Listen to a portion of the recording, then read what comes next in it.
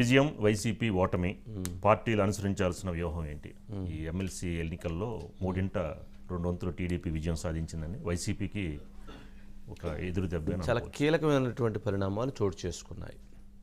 ఈ ఎన్నికలని రేపు రాబోయేటువంటి ఎన్నికలకి ఈ ఎన్నికలని సెమీఫైనల్స్గా చూడాలి. సెమీఫైనల్స్ తర్వాత ఫైనల్స్ ఉంటాయి. సెమీఫైనల్స్లో పట్టభద్రులు ఉన్నటువంటి ఎక్కువ స్థానాలు, 3 స్థానాల్లో ఆల్మోస్ట్ ఇప్పుడు 2 స్థానాలు తెలుగుదేశం పార్టీ గెలుపు కైవసం దిశగా అడుగులు వేసేసింది. ఇంకొక స్థానం విషయంలో ఫైట్ జరుగుతూ ఉన్నది.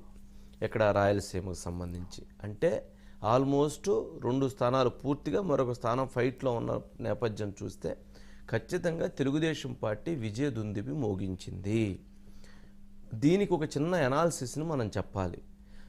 11 లక్షల ఓట్లు ఉన్నాయి ఎక్కడ ఇప్పుడు ఈ పట్టభద్రులకు సంబంధించి 108 నియోజకవర్గాల్లో.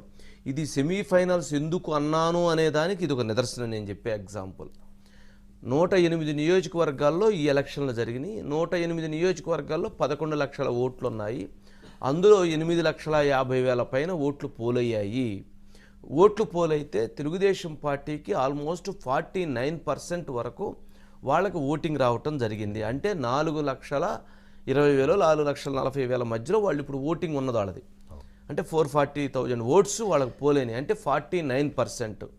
అంటే అదేవిధంగా వైసీపీ పార్టీకి 41% పోలైంది. ఇక్కడేమో 49 అయింది, అక్కడేమో వాళ్ళకి 40 నుంచి 41 మధ్యలో ఓటింగ్ పర్సంటేజ్ పోల్ అయింది. దీన్ని బట్టి ఏమర్థమైంది? టీడీపీకి 49, వైసీపీకి 41% పోల్ అయింది అనేటువంటిది అప్రాక్స్ నేను చెప్తుంది. ఇంకా రావాలి కాబట్టి సుమారుగా ఇది రిజల్ట్. మరి గత ఎన్నికల్లో 2019 ఎన్నికల్లో వైసీపీకి ఎంత పర్సంటేజీ? 49%. టీడీపీకి ఎంత పర్సంటేజీ? 40%. అంటే అటు ఇటు రివర్స్ అయింది. రివర్స్ ఎన్ని నియోజకవర్గాల్లో అయింది? 108 నియోజకవర్గాల్లో అయింది. ఎన్ని ఓట్లలో అయింది? 11 లక్షల ఓట్లలో అయింది. ఎన్ని పోలైనవి? 8.5 లక్షల ఓట్లు పోలైతే అందులో 4,40,000 వరకు టీడీపీకి రావటం జరిగింది. దీన్ని బట్టి ఎందుకు సెమీఫైనల్స్ అనకూడదు వీటిని? అందులో వీళ్ళందరూ కూడా చదువుకున్నటువంటి విద్యావంతులైనటువంటి వారు. పట్టభద్రులు వేసినటువంటి ఓటుని మనం ఖచ్చితంగా పరిగణలోకి తీసుకోవాలి. దీంట్లో ప్రధానంగా ఏంటి అని అంటే జగన్మోహన్ రెడ్డి గారు అన్నటువంటి ఒక్క ఛాన్సు రివర్స్ అయింది. అట్లాగే సంక్షేమము, అభివృద్ధి అంటే ప్రజల అభివృద్ధి వైపు ఆలోచన చేస్తూ ఉన్నారు. 3వ అంశము ప్రభుత్వ వ్యతిరేకత. అంటే ప్రభుత్వ వ్యతిరేకత అన్నది అనేక అంశాల్లో ప్రభుత్వ వ్యతిరేకతను చూడాలి. ఆ ప్రభుత్వ వ్యతిరేకత, టీడీపీకి సానుకూలత అన్నది చాలా స్పష్టంగా కనిపిస్తూ ఉన్నటువంటి అంశం ఈ రిజల్ట్ని బట్టే. ఇక దీంట్లో మనం ఇప్పుడే ఒక మంచి ట్విస్ట్ ఉంది. రాష్ట్ర రాజకీయాల్లో ఒక అద్భుతమైనటువంటి ట్విస్ట్ చోటు చేసుకుందనమాట. ఆ ట్విస్ట్ ఏంటి అంటే పులివెందులలో కూడా లీడింగ్లో ఉంది. పులివెందులలో కూడా వైసీపీకి భారీ షాక్ పట్టభద్రుల ఎన్నికల్లో. అంటే వైసీపీకి పట్టభద్రుల ఎన్నికల్లో పులివెందులలో భారీ షాక్ అంటే ఖచ్చితంగా దీన్ని పరిగణలో చూడాలంటే ఇక పూర్తిగా రిజల్ట్ రావాల్సి ఉంది.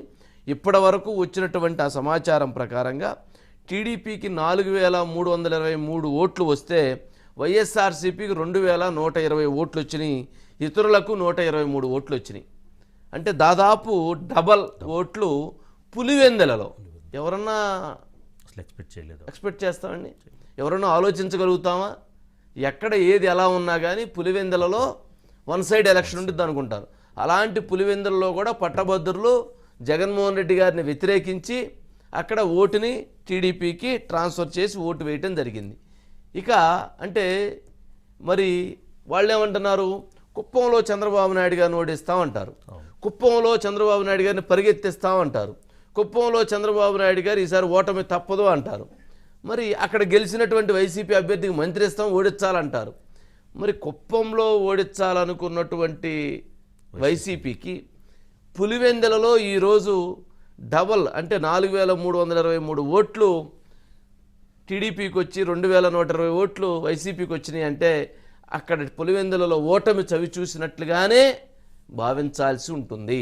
ఒకటి ఇక ఇప్పుడు ఎన్నికల సంగ్రామం అన్నటువంటిది ఎప్పుడూ కూడా బాహాబాహిగానే ఉంటుంది. ఇప్పుడు కూడా టీడీపీ కంటే వైసీపీ ఎక్కువ ఖర్చు పెట్టింది, టీడీపీయే తక్కువ ఖర్చు పెట్టింది. అయినా కానీ టీడీపీ వైపు ప్రజలు మొగ్గు చూపారు. ఇదొక అంశం. ఓకే, ఇదొక సబ్జెక్ట్ కింద మనం పక్కన పెడదాం.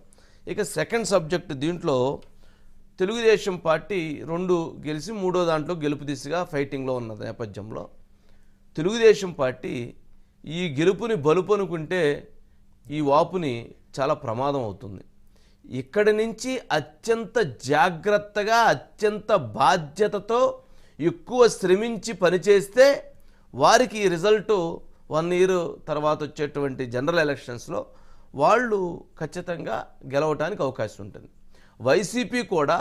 వైసీపీ చాలా వరకు అంటే మిగిలిన స్థానాల్లో గెలుస్తూ వచ్చింది. టీచర్ గ్రాడ్యుయేట్స్లో గెలిచింది.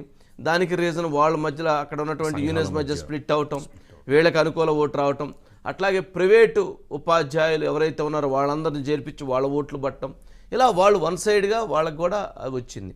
వైసీపీకి పట్టభద్రుల్లో ఓటమి చెందడానికి గల కారణం విద్యావంతులు వైసీపీ వైపు నుంచి దూరం అయ్యారు అనేటువంటి భావనతో వైసీపీ గనక జాగ్రత్త పడి దీన్ని గనక ప్లాన్ చేసుకొని వాళ్ళు గనక తమ వ్యూహాలను మార్చుకొని వారు గనక పనిచేయటం మొదలు పెడితే 1 ఇయర్ ఎలక్షన్ ఉంది. 1 ఇయర్లో వైసీపీ కూడా ఒక మంచి బలమైనటువంటి శక్తితో వాళ్ళు కూడా క్రియాశీలకమైనటువంటి ఫైట్ ఇచ్చేటువంటి అవకాశం ఉంది.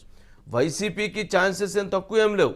అలానే టీడీపీకి ఉన్నటువంటి ఛాన్సెస్ని మెరుగుపరుచుకుని అంటే వాళ్ళు ఇక్కడ ఎవరు గెలవాలి ఎవరు ఓడిపోతారన్నది మా నిర్ణయం ప్రజలది. ప్రజల ఆలోచన శక్తి. వాళ్ళ తెలుగుదేశం పార్టీ గెలిచిద్దని తెలుగుదేశం పార్టీ నాయకులు కూడా ఊహించలా. కానీ తెలుగుదేశం పార్టీకి గెలుపు ఇదైంది. తెలుగుదేశం పార్టీ గత 4 సంవత్సరాల్లో, నేను మీడియాలో ఈ 4 సంవత్సరాలు చూస్తున్నటువంటి సందర్భంలో మున్సిపల్ ఎన్నికలు, పంచాయతీ ఎన్నికలు, ఇతర ఎన్నికలు, అనేకమైనటువంటి ఎన్నికలు జరిగినాయి. ఏ ఎన్నికల్లో కూడా టీడీపీ గెలుపు అనే చూడాల. కానీ ఈరోజు ఉదయం నుంచి లేదా నిన్న రాత్రి నుంచి చూస్తే తెలుగుదేశం పార్టీకి ఒక శుభ సంకేతం, ఒక శుభ సూచిక ఏం కనపడుతూ ఉందంటే టీడీపీ ఆధిక్యత, టీడీపీ ముందంజ, టీడీపీ విజయం, టీడీపీ ఘన విజయం, ఇలాంటి పదాలు కనిపిస్తున్నాయి. 4 సంవత్సరాలుగా అలాంటి పదాలని స్క్రీన్ మీద మీడియాలో మనం చూడాల. ఇప్పుడే అలాంటి దృశ్యాలని చూడటం జరిగింది నేనైతే ఈరోజు.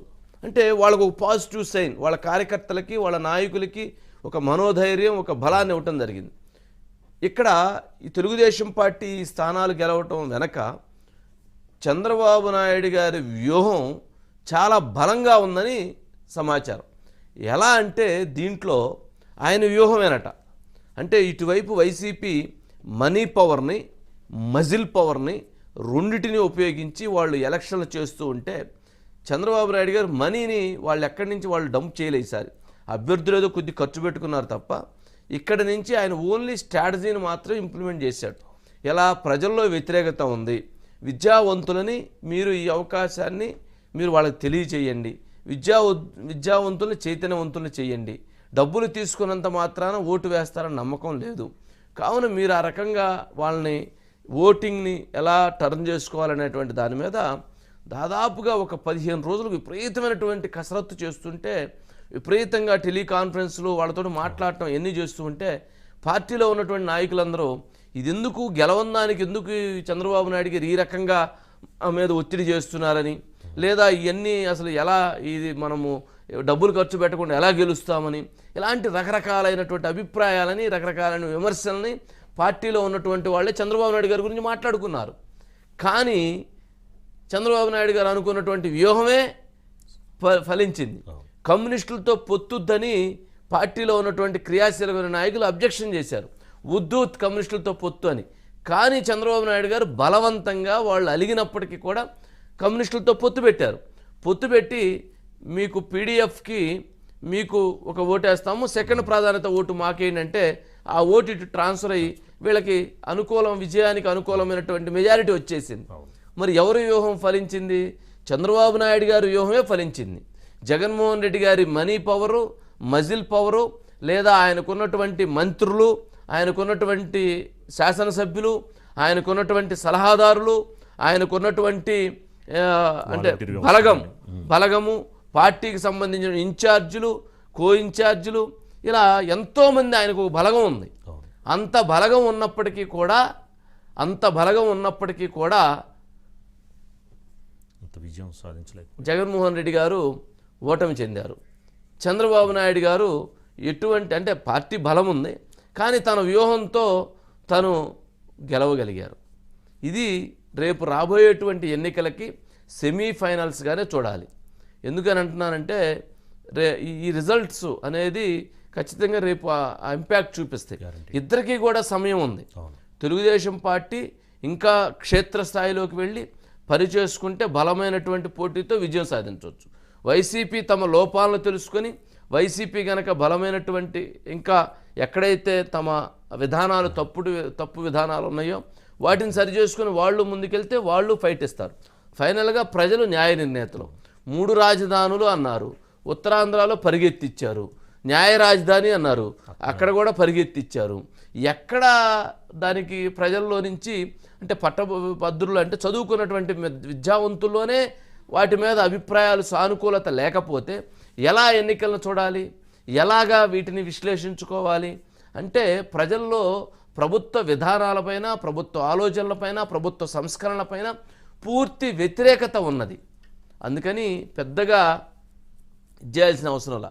ఎప్పుడైనా రాజకీయాల్లో ఎన్నికల్లో బలమైనటువంటి వ్యూహం అన్నది ఎప్పుడూ కూడా చాలా ముఖ్యమైనటువంటి అంశం. రాజుగారు ఇక్కడ చిన్న ఎగ్జాంపుల్ చెప్పాలి అంటే ఇటుపక్క జగన్మోహన్ రెడ్డి గారు మంత్రులు, ఇన్ఛార్జీలు, ఎమ్మెల్యేలు, సలహాదారులు, పోలీస్ యంత్రాంగం, వ్యవస్థలు, ఇంత వ్యవస్థలు ఇటువైపు ఉన్నాయి కదా. ఇటువైపు చంద్రబాబు నాయుడు గారి వ్యూహం పార్టీ క్యాడర్ కదా.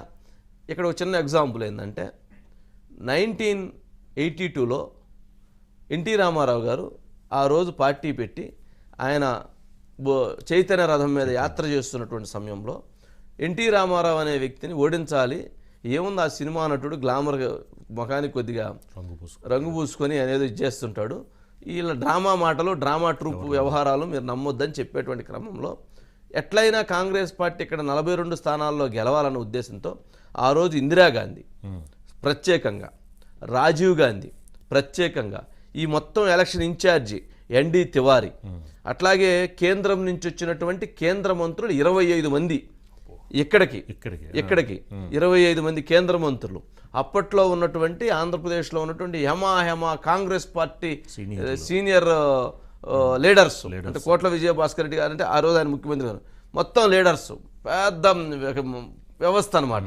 వీరు కాకుండా అక్కడి నుంచి ఉన్నటువంటి సలహాదారులు కొంతమంది, ఇంతమంది వచ్చి ఇక్కడ ఎలక్షన్స్లో ఎవరి మీద ఫైట్? ఎన్టీ రామారావు గారు. ఎన్టీ రామారావు గారు ఎవరు? ఒక్కడే. ఆయన కింద ఉన్న చైతన్య రథం ఆయన ఒక్కడే ప్రయాణం చేశాడు. ఇక్కడ ఇందిరాగాంధీ, రాజీవ్ గాంధీ, ఎన్డీ తివారీ ఇన్ఛార్జిగా 25 మంది కేంద్ర మంత్రులు, ఇతర రాష్ట్రాలకు చెందినటువంటి మంత్రులు, ఇతర రాష్ట్రాలకు చెందినటువంటి పార్టీకి సంబంధించిన బలమైనటువంటి వారు, ఇంతమంది ఇక్కడున్న లీడర్లు మొత్తం వచ్చి చేస్తే ఏమైంది? 200 స్థానాలు టీడీపీ గెలిచింది ఎన్టీ రామారావు గారు. 4 స్థానాలు ఆ రోజు మేనకా గాంధీ గారికి పొత్తులో 4 స్థానాలు ఇచ్చారులేండి. 4 స్థానాలు మేనకా గాంధీ గారికి గెలిచారు. తెలుగుదేశం పార్టీ ఫస్ట్లోనే 82లోనే పొత్తు పెట్టుకుంది మేనకా గాంధీ గారితో 5 స్థానాలు ఇస్తే మేనకా గాంధీ గారు 4 స్థానాలు గెలిచారు. సరే ఏదన్నా కానీ అంటే హిస్టరీలో మనం చూస్తే ఇప్పుడు ఎంతమంది ఉన్నాము, ఎంత బలం ఉంది, ఎంత డబ్బు ఉంది, ఎంత ఇది ఉందని కాదు కావాల్సింది, ప్రజల్లో ఉన్నటువంటి భావాన్ని ఎలా తీసుకెళ్ళగలుగుతున్నారు, ఎలాంటి వ్యూహాన్ని రచించారు అన్నదే కావాలి. ప్రజల నిర్ణయమే ఫైనల్గా అంతిమ నిర్ణయం. సరే ఇది ఒక జనరల్గా ఎందుకు చెప్పారంటే ఇలాంటి పరిస్థితులు ఉన్నాయి. రేపు ఎన్నికల్లో కూడా ఎవరు ఎలా ఉన్నా ప్రజలు ఫైనల్గా డెసిషన్ వాళ్ళదే. అయితే తెలుగుదేశం పార్టీ మరింత జాగ్రత్తగా ఉండాల్సినటువంటి అవసరం ఉంది. వైసీపీ మరింత జాగ్రత్తగా తప్పును సరిదిద్దుకొని పనిచేసుకుంటే వాళ్ళకి ముందుకెళ్ళేటువంటి అవకాశం ఉంది. ఫైనల్గా జనసేన అత్యంత క్రియాశీలకమైనటువంటి ప్రభావాన్ని, పాత్రని పోషిస్తుంది. మరి ఇన్ని నేపథ్యాలు ఉన్నటువంటి పరిస్థితి ఉంది.